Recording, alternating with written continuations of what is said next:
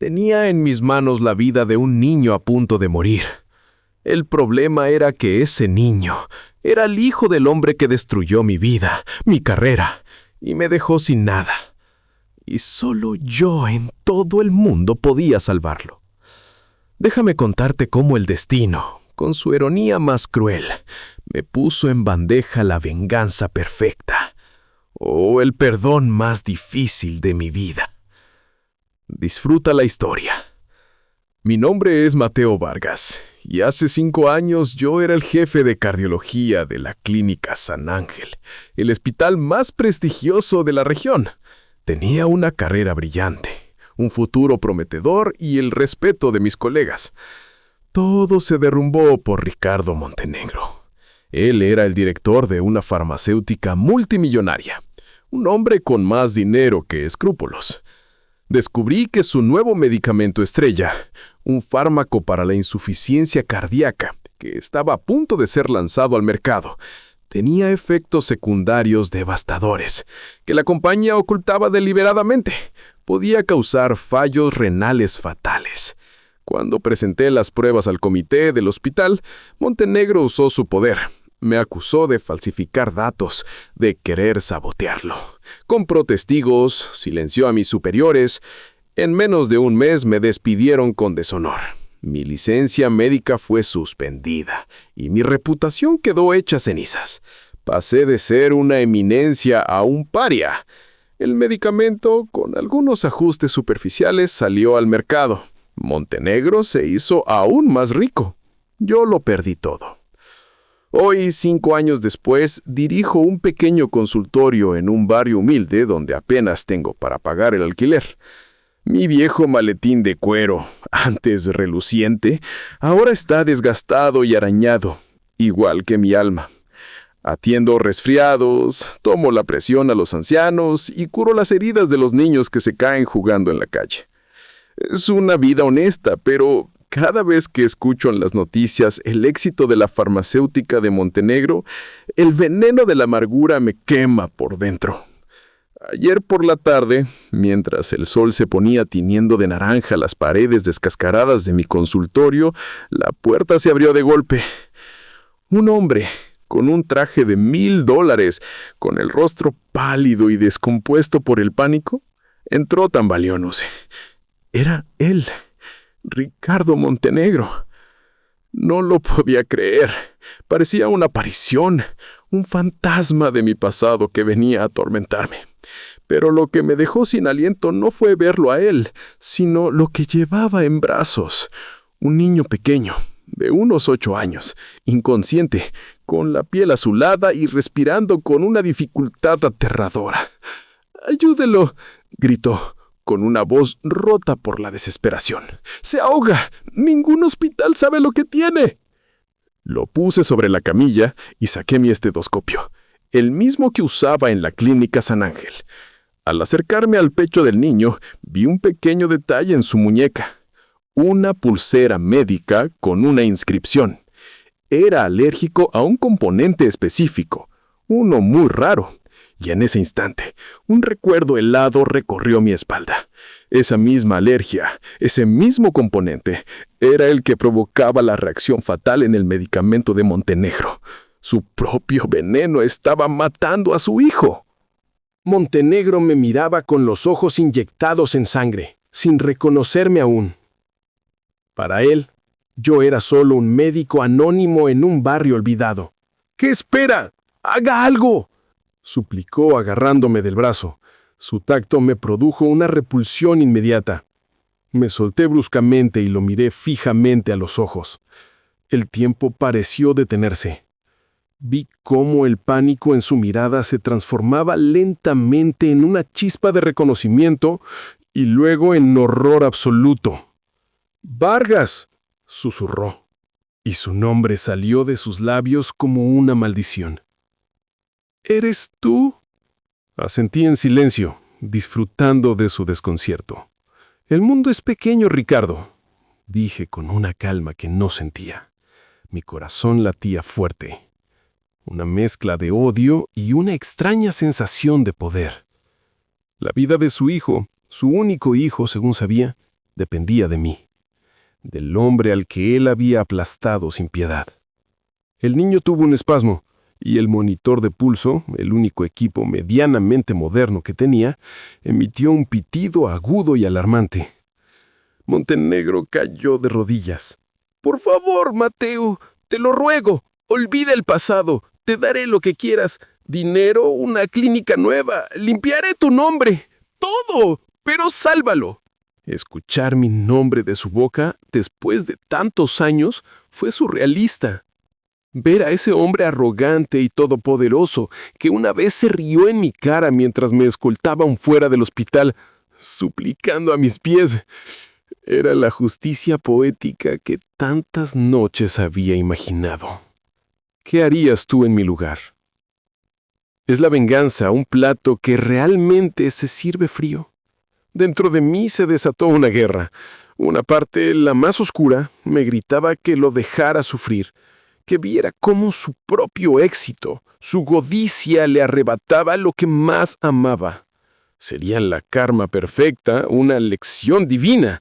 Pero otra parte, la del médico que juró salvar vidas, miraba el rostro azulado del pequeño Leo. Él no tenía la culpa de los pecados de su padre. Él era solo un niño inocente atrapado en una pesadilla. «Solo hay un antídoto», le dije a Montenegro, con la voz tan fría como el acero. «Y la fórmula la tengo yo. La desarrollé en secreto, después de que me arruinaras, por si algún día alguien la necesitara». Su esperanza iluminó su rostro. «¡Dámela! ¡Te pagaré!». Negué la cabeza. «No es tan simple. Requiere un procedimiento complejo y un equipo que no tengo aquí.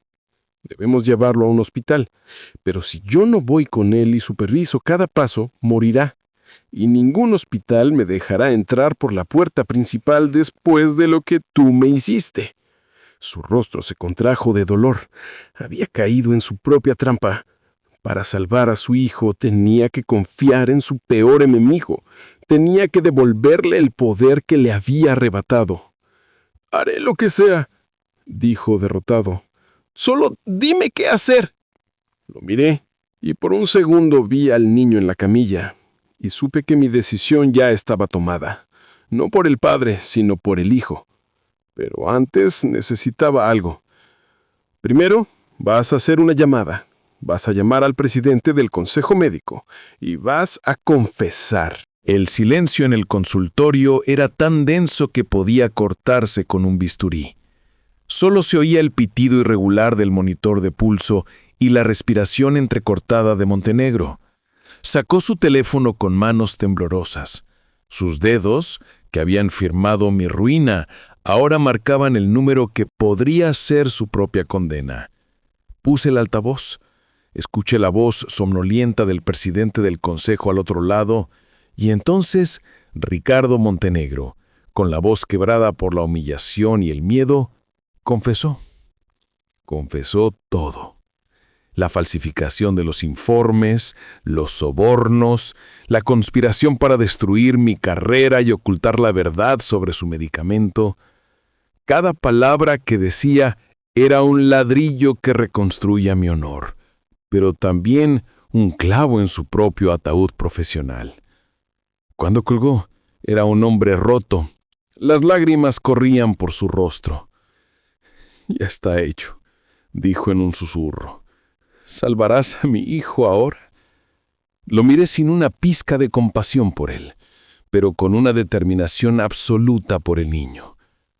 «Prepara tu coche. Nos vamos a la clínica San Ángel, y tú vas a hacer que me dejen entrar». El viaje fue una tortura silenciosa.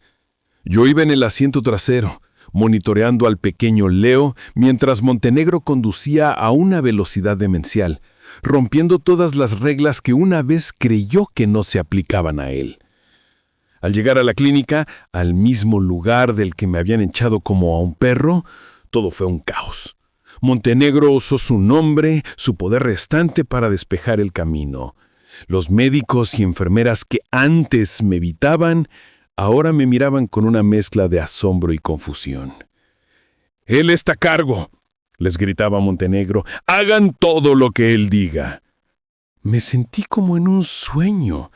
Estaba de vuelta en mi mundo, con mi bata raída que contrastaba con las impecables de los demás, un recordatorio de mi exilio. Pero no había tiempo para la nostalgia. Durante las siguientes horas me moví con una precisión que creí haber perdido. Dirigí al equipo, preparé el antídoto, estabilicé al niño, trabajé sin descanso, impulsado por la adrenalina y el juramento que hice hace tantos años. Ricardo observaba todo desde atrás de un cristal. Su rostro era un poema de angustia y esperanza. Finalmente, después de una noche que pareció durar una eternidad, los monitores se estabilizaron. El color volvió a las mejillas de Leo. Su respiración se hizo profunda y regular. Estaba fuera de peligro.